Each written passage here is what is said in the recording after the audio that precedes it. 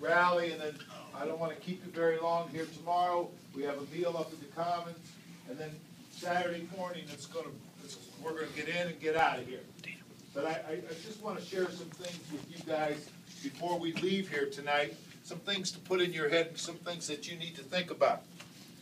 And I haven't talked a lot about it, okay, because I didn't, as I said earlier in the week, I wanted to keep everything the same. But I think you guys realize we have climbed a pretty big mountain.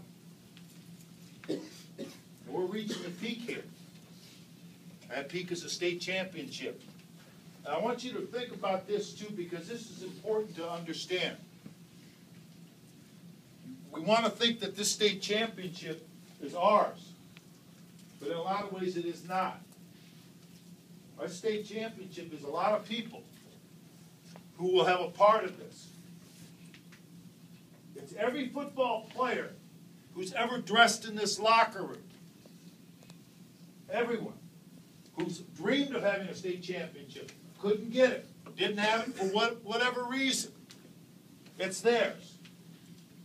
It's our school communities, the people who have backed you, your students, your cheerleaders, your band. It's theirs. It's for your parents. Just think of the sacrifice that your parents have made to send you here and then also to allow you to play football. It's theirs.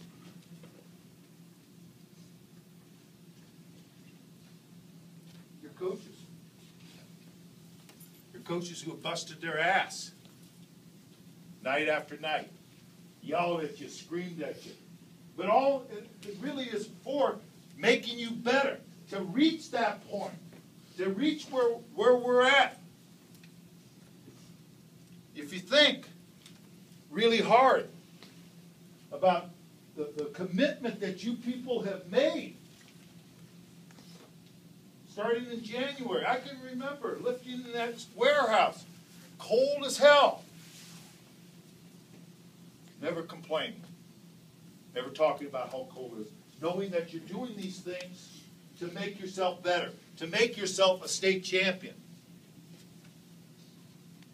This game belongs not just to you, but to a lot of people. If you ask, I can tell you guys right now, the numbers of people who have contacted me, former players, former students, wishing us good luck. It's their game too. Hey, believe this. It's for those little kids in the backyard who are pretending they're Jordan Hargrove or Clayton Euchre. Why? Trust me, I got to tell you why. Offensive linemen, I apologize. Most kids don't pretend to be us, okay? They don't pretend to be offensive linemen. But hey, those guys, this game is for them too. To show them the dreams that you guys probably once had. You didn't come to St. Vincent's to win a league championship. You didn't come here to win a few football games. You came here to be a state champion. This game is for a lot of people.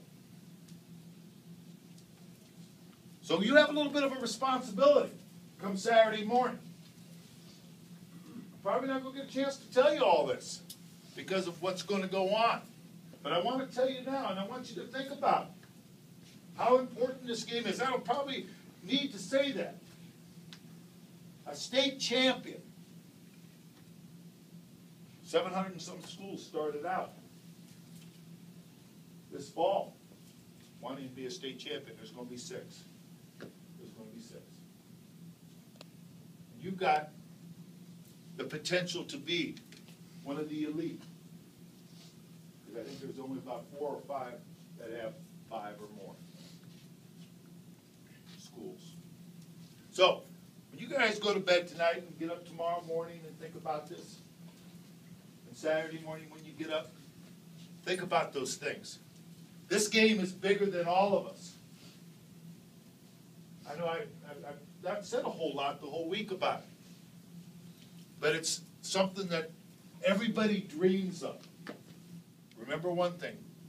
It's continue to play with that quiet confidence that we've had the past 6 weeks. Not cockiness, quiet confidence. Remember, it's us, not the opposing team. Not the opposing team. We have to execute. We have to perform.